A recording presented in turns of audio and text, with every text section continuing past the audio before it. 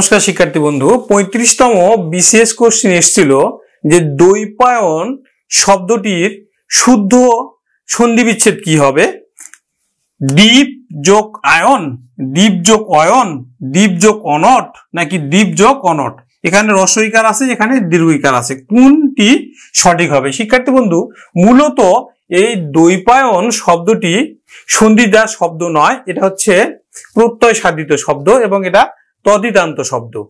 তো আমরা আর এই যে দ্বৈপায়ন, দ্বীপ থেকে কিন্তু দ্বৈপায়ন শব্দটি এসছে। কিভাবে এসছে? এটা বৃদ্ধির নিয়মে এসছে। তাহলে বৃদ্ধিটা আবার কি বা গুণ বা কি? এই গুণ এবং বৃদ্ধিটা আগে আমরা জানি। বৃদ্ধির নিয়ম হচ্ছে, দেখো, বৃদ্ধি যদি অ থাকে তাহলে কিন্তু হবে, কিন্তু যদি অ থাকে, তাহলে কিন্তু বৃদ্ধিতে হবে কিন্তু আ, বৃদ্ধিতে হবে আ। আর গুণ দেখো, যদি হ্রস্বই কিংবা দীর্ঘই থাকে তাহলে গুণে হবে কিন্তু এ, আর বৃদ্ধিতে হবে কিন্তু ও, সরি ও নয় ওই, বৃদ্ধিতে হবে ওই। যদি হ্রস্ব কিংবা দীর্ঘও থাকে তাহলে গুণে হবে ও, আর বৃদ্ধিতে হবে কিন্তু ও। যদি রি থাকে তাহলে গুণে হবে অর, আর হচ্ছে বৃদ্ধিতে হবে আর, এখন দেখো এই যে ওটা আ হবে, এটা একটু লক্ষ্য দেখো। যেমন আমি লিখলাম পাঁচক, এখানে আকার আছে মানে বৃদ্ধির নিয়মে আছে। তাহলে এটাকে যদি আমরা ভাঙাই তাহলে আকারটা কি করব? অকার করব। অকার করলে কি হয়? পস।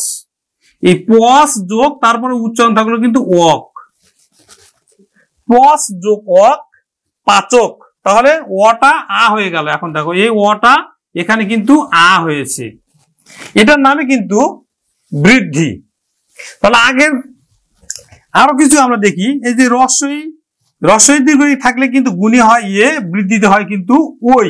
যেমন আমি লিখলাম চেনা, এটা কিন্তু বৃদ্ধির নিয়মে পাচক হয়েছে। এখন দেখো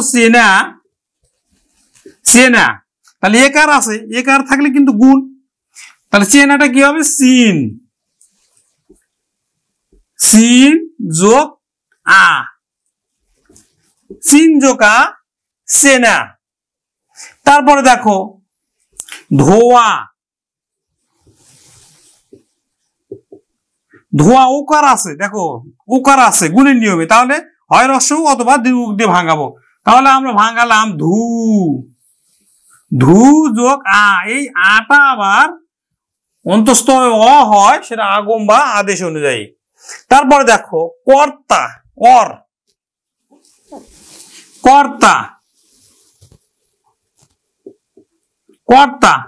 তাহলে ওর উচ্চারিত হচ্ছে, দেখো কর্তা, ওর উচ্চারিত হচ্ছে, তাহলে হবে কিন্তু ক্রি যোগ তা,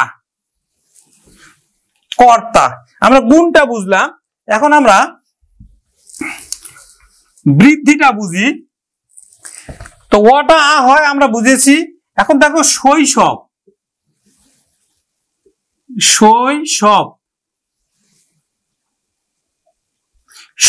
ওইকার আছে, দেখো ওইকার, আর বৃদ্ধির নিয়মে আছে ওইকার, তাহলে হয় হ্রস্বই অথবা দীর্ঘইকার ভাঙাবো। তাহলে শিশু কি হয়? শিশু দীর্ঘইকার হয় না, দেখো। তাহলে বসাই, এখানে ব আছে, ব থাকার ফলে এখানে কিন্তু হ্রস্ব হবে। তারপরে আর কোনো উচ্চারণ নেই, মানে হচ্ছে এখানে আছে কিন্তু একটা ও আবার হয়ে যায় স্ন। তারপরে দেখো যৌবন, এখানে ঔকার আছে, দেখো ঔকার আছে। তাহলে ঔকার থাকলে কিসে ভাঙাবো? হয় হ্রস্বকার অথবা দীর্ঘকারে ভাঙাবো। তাহলে কি হয়? যুব, এতে ঔকারটা হ্রস্বকার হয়ে গেল। তারপর ব আছে, যুব যোগ অন, যৌবন। শিক্ষার্থী বন্ধুরা, আমরা গুণ বৃদ্ধিটা জানলাম। যদি অ থাকে তাহলে সেটা হবে আ। এখন দেখো মূল আলোচনায় যায়, সেটি হচ্ছে দ্বৈপায়ন সন্ধিদার শব্দ নয়, এটা হচ্ছে প্রত্যয় সাধিত শব্দ। তো এখন দেখো কোনটি সঠিক, ক, খ নাকি গ নাকি ঘ? এখন দেখো উত্তরায়ন, আমি উত্তর যোগ অয়ন দিলাম, উত্তর যোগ অয়ন সমান হচ্ছে কিন্তু উত্তরায়ন, উত্তরায়ন। এখন দেখো এই যে মূর্ধন্যটা কিন্তু আবার নত্ব বিধান অনুযায়ী হয়েছে। এই যে এই ধ্বনি হচ্ছে রয়ের অ আর হচ্ছে এই অ মিলে আমার কিন্তু এখানে আ হয়েছে, এখানে কিন্তু আ হয়েছে, উত্তরায়ন। আচ্ছা দেখো এবার অয়ন দিলাম, তাহলে উত্তরায়ন হলো। এখন যদি আয়ন দেই, উত্তর যোগ আয়ন।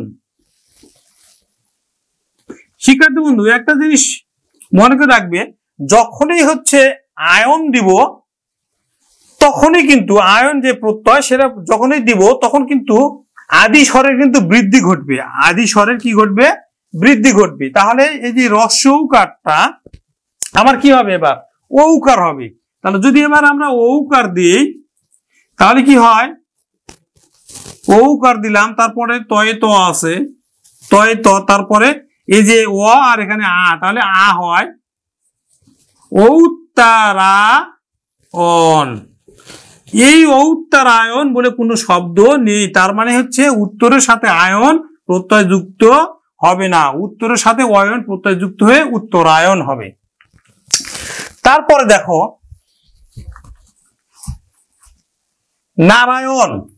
এখন নরের সাথে যখন আমরা অয়ন প্রত্যয় যুক্ত করতেছি, নর যোগ অয়ন হয়ে যায় কিন্তু কি হয়? নরায়ণ। অয়ন প্রত্যয় যুক্ত হলে কিন্তু আদি স্বরের বৃদ্ধি ঘটবে না, তাহলে হয় কি? নরায়ণ। এই দেখো নরায়ণ বলেও কিন্তু কোনো শব্দ নেই। এখন যদি আমরা নরের সাথে যদি আয়ন প্রত্যয় যুক্ত করি, আয়ন প্রত্যয় যুক্ত করি তাহলে হয় কিন্তু আদি স্বরের বৃদ্ধি, তখন হয় কিন্তু নারায়ণ, নারায়ণ। নিশ্চয়ই বোঝা যাচ্ছে শিক্ষার্থী বন্ধু। দেখো এখানে আদি স্বরের দন্তন্যটা এখানে আকার হয়েছে, আর এখানে অধ্বনি, এই অধ্বনিটা এই অধ্বনি মিলে এখানে কিন্তু আকার হয়েছে। এখন দেখো দ্বৈপায়ন দ্বীপ যোগ আয়ন নাকি দ্বীপ যোগ অয়ন? যদি আমরা দ্বীপ যোগ অয়ন দেই,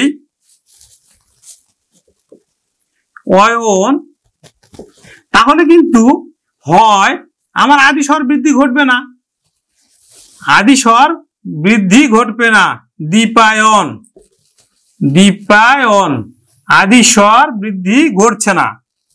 অর্থাৎ অয়ন প্রত্যয় যুক্ত হলে আদি স্বরের বৃদ্ধি হবে না। কিন্তু যদি আমরা দ্বীপ যোগ আয়ন প্রত্যয় এবার যুক্ত করি, আয়ন, তাহলে কিন্তু আদি স্বরের এবার দীর্ঘইকারটা কি হবে? ঐকার হবে, তখন হয়ে যাবে কিন্তু দ্বৈপায়ন। তাহলে এবার উত্তর আমরা খুঁজলাম, উত্তর হচ্ছে দ্বীপ যোগ আয়ন সমান হচ্ছে দ্বৈপায়ন, মানে ক নাম্বার উত্তর সঠিক। নমস্কার।